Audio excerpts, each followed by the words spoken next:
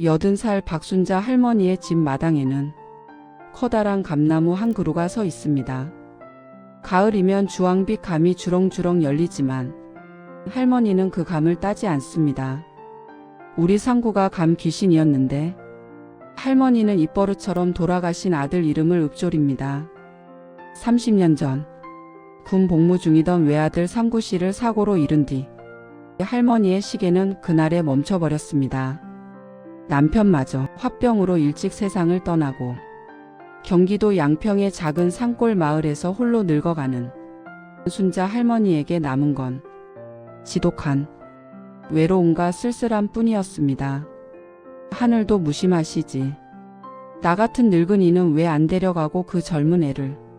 매일 아침 눈을 뜨는 것이 고통이었던 할머니. 그런 할머니의 대문 앞에 기적이 찾아온 건 3년 전 어느 비오는 화요일이었습니다. 그날도 할머니는 쑤시는 무릎을 이끌고 겨우 마당으로 나섰습니다.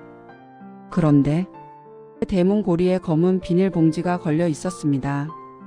안에는 갓 지은 듯 따뜻한 찰밥과 소고기 미역국, 그리고 정갈하게 깎인 과일이 들어 있었죠. 누가 잘못 두고 갔나? 할머니는 마을 회관에 물어봤지만 주인은 나타나지 않았습니다. 그날 이후였습니다. 매주 화요일 새벽이면 어김없이 할머니의 문 앞에는 보석 같은 선물들이 놓였습니다. 겨울에는 두툼한 내복과 핫팩이, 여름에는 시원한 모시 적삼과 기력을 보충할 삼계탕이 배달되었습니다. 가끔은 맞춤법이 조금 서툰 메모도 동봉되어 있었죠. 할머니, 날이 춥습니다. 꼭 챙겨 드세요. 오래 사셔야 합니다. 마을 사람들은 이를 두고 하늘이 내린 우렁각시라며 칭송했습니다. 순자 형님 전생에 나라를 구했나봐. 자식도 저렇게는 못해. 이웃들의 부러움 섞인 농담에도 할머니의 마음 한구석은 늘 무거웠습니다. 누군지 알아야 고맙다는 인사라도 할 텐데 혹시 나를 불쌍히 여겨 적선하는 건 아닐까 하는 노파심도 들었습니다. 하지만 배달되는 물건 하나하나에는 받는 사람에 대한 깊은 배려와 정성이 가득했습니다. 할머니는 그 따뜻한 온기에 기대어 하루하루를 버텨나갔습니다. 세월은 흘러 할머니의 80번째 생신이 다가왔습니다. 그날은 유독 가슴이 저릿했습니다. 아들이 살아있었다면 손주들의 재롱을 보며 잔치를 벌였을 나이였죠. 할머니는 결심했습니다. 내 죽기 전에 이 은혜를 베푸는 사람이 누구인지 꼭 확인해야겠다. 고맙다는 말 한마디는 내 입으로 직접 전해야 저승 가서도 상구 얼굴을 볼 면목이 있지. 할머니는 생신 전날 밤 불을 끄고 거실 창가에 앉아 대문을 지켜보기 시작했습니다. 밤 공기는 차가웠고 낡은 시계 소리만이 틱톡거리며 고요를 깨웠습니다. 12시가 지나고 새벽 2시가 되자 할머니의 눈꺼풀이 무거워졌습니다. 그때였습니다. 멀리서 낮은 엔진 소리가 들리더니 마을 어귀에 차 한 대가 멈추는 듯 했습니다. 잠시 후 어둠을 뚫고 누군가 할머니의 집 쪽으로 걸어왔습니다. 할머니는 숨을 죽였습니다. 심장 소리가 귀청을 울릴 정도로 크게 들렸습니다. 그림자가 대문 앞에 멈춰 서서 그는 익숙한 솜씨로 봉투를 문고리에 걸더니 한참 동안 대문 안쪽을 바라보며 서 있었습니다. 마치 집 안의 안부를 묻는 듯한 뒷모습이었습니다. 그가 몸을 돌려 떠나려 할 때 할머니는 온 힘을 다해 소리쳤습니다. 누구요? 거기 누구요? 할머니는 맨발로 마당을 가로질러 대문을 벌컥 열었습니다. 도망치려던 남자의 발길이 멈추고 가로등 불빛이 그의 얼굴을 비추었습니다. 50대로 보이는 남자의 얼굴은 눈물로 범벅이 되어 있었습니다. 그는 당황하며 고개를 숙였습니다. 할머니 깨어 계셨습니까? 남자의 목소리는 떨리고 있었습니다. 할머니는 그의 얼굴을 뚫어지게 쳐다보았습니다. 처음 보는 얼굴인 듯 하면서도 어딘가 낯익은 눈매였습니다. 당신이 왜 3년이나 나를 도운 거요? 내가 누군지 알고? 남자는 한참을 대답하지 못하고 어깨를 들썩이며 흐느꼈습니다. 그러다 조심스럽게 가슴 안주머니에서 낡은 수첩 하나를 꺼냈습니다.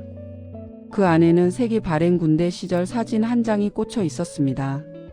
사진 속에는 환하게 웃고 있는 할머니의 아들 상구 씨와 그 옆에서 늠름하게 포즈를 취하고 있는 어린 청년이 있었습니다. 어머니 저상구 형님 후임 민석이입니다. 기억하시겠습니까? 30년 전 면회 갔을 때 저한테 맛있는 김치 싸주셨던 그 민석입니다. 할머니의 눈이 크게 떠졌습니다. 기억 저편에 묻어두었던 이름. 아들이 휴가 나올 때마다 민석이가 참 착하다. 걔가 나를 많이 도와준다며 칭찬했던 그 후배였습니다. 민석 씨는 할머니 앞에 무릎을 꿇었습니다. 그날 상구 형님이 사고를 당하시던 날 형님은 제 목숨을 구해주셨습니다. 전복되는 차량에서 저를 밖으로 밀쳐내고 정작 당신은 피하지 못하셨습니다. 할머니는 가슴을 쥐어뜯었습니다. 아들의 마지막 순간을 이렇게 듣게 될 줄은 꿈에도 몰랐던 것입니다. 형님은 마지막 숨을 몰아쉬며 제 손을 꼭 잡고 말씀하셨습니다. 민석아, 우리 어머니, 우리 불쌍한 우리 엄마. 내가 가끔만 좀 들여다봐 줘라 부탁한다. 그게 형님의 마지막 유언이었습니다. 민석 씨의 통곡이 적막한 새벽 공기를 갈랐습니다. 당시 민석 씨는 집안 형편이 너무 어려워 당장 할머니를 돌볼 여력이 없었다고 고백했습니다. 하지만 그 약속은 30년 동안 그의 가슴에 무거운 부채로 남았습니다. 사회에 나와 악착같이 일했고 기반을 잡자마자 할머니를 수소문에 찾았다고 했습니다.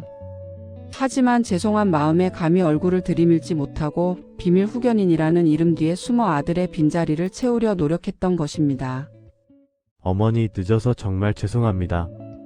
30년이나 걸려서 정말 죄송합니다. 민석 씨의 말에 할머니는 주저앉아 그의 머리를 감싸 안았습니다. 아이고 이 바보야. 그게 내 잘못이 아닌데. 살아있어 줘서 고맙다. 내 아들 대신 살아줘서 정말 고맙다. 그날 이후 할머니의 집 대문은 더 이상 닫혀있지 않습니다.